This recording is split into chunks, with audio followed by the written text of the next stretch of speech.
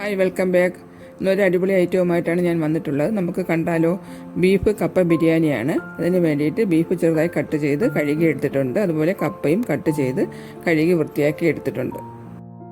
അതിന് വേണ്ടി 2 സവാള കട്ട് ചെയ്ത് എടുത്തിട്ടുണ്ട്, ഇഞ്ചി ചതച്ചെടുത്തിട്ടുണ്ട്, പച്ചമുളക്, വെളുത്തുള്ളി എടുത്തിട്ടുണ്ട്. ഒരു ചെറിയ ബൗൾ നിറച്ചിട്ട് ചെറിയ ഉള്ളി കട്ട് ചെയ്തു, വെളിച്ചെണ്ണ, ഉപ്പ്. ഒരു കുക്കർ എടുക്കാം. കുക്കർ അടുപ്പിലോട്ട് വെച്ച് തീ എത്തിച്ച് കൊടുക്കാം. എന്നിട്ട് അതിലോട്ട് വെളിച്ചെണ്ണ ഒഴിച്ചിട്ട് കട്ട് ചെയ്ത് വെച്ചിട്ടുള്ള സവാള ഇട്ട് വഴറ്റിയെടുക്കാം. സവാള ഒന്ന് വഴണ്ട് വരുമ്പോൾ കട്ട് ചെയ്ത് വെച്ചിട്ടുള്ള ചെറിയ ഉള്ളി ഇട്ട് കൊടുക്കാം. ചെറിയ ഉള്ളിയും സവാളയും കൂടെ ഒന്ന് വഴണ്ട് വന്നതിന് ശേഷം കുറച്ച് ഉപ്പിട്ട് കൊടുക്കാം. ഉപ്പിട്ട് നന്നായിട്ടൊന്ന് വഴറ്റിയെടുക്കുക. വഴറ്റിയെടുത്തതിന് ശേഷം നമ്മൾ ചതച്ച് വെച്ചിട്ടുള്ള ഇഞ്ചി ഇട്ട് കൊടുക്കാം. വെളുത്തുള്ളിയും കൂടെ ഇട്ട് ഒന്ന് വഴറ്റിയെടുക്കുക. അത് കഴിഞ്ഞിട്ട് അരിഞ്ഞ് വെച്ചിട്ടുള്ള പച്ചമുളകും കൂടെ അതിലോട്ട് ചേർത്ത് കൊടുക്കാം.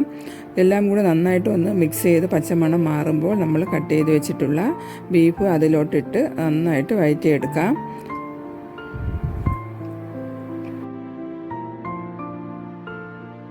ഇനി ഇതിലേക്ക് ചേർക്കേണ്ട മസാലകൾ നോക്കാം.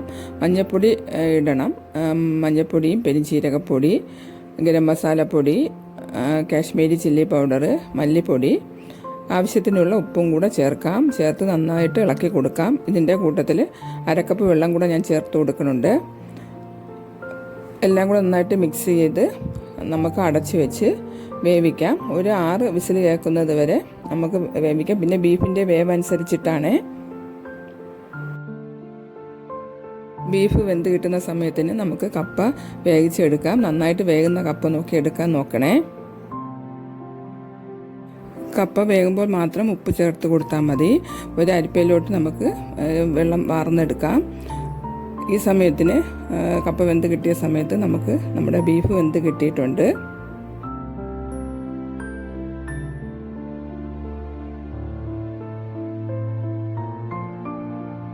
അടുപ്പിലോട്ട് നമുക്ക് വേറൊരു പാൻ വെച്ചിട്ട് അതിൽ ഞാൻ 1 സ്പൂൺ നെയ്യാണ് ഒഴിച്ചു കൊടുക്കുന്നത്. എന്നിട്ട് വെന്ത് കിട്ടിയ ബീഫ് അതിലോട്ട് ഇട്ട് കൊടുക്കാം. ബീഫ് ഇട്ടതിന് ശേഷം വേവിച്ച് വെച്ചിട്ടുള്ള കപ്പയും കൂടെ ഇട്ട് നമുക്ക് മിക്സ് ചെയ്തെടുക്കാം. കുറച്ച് മല്ലിയിലയും കൂടെ ചേർത്ത് കൊടുക്കാം.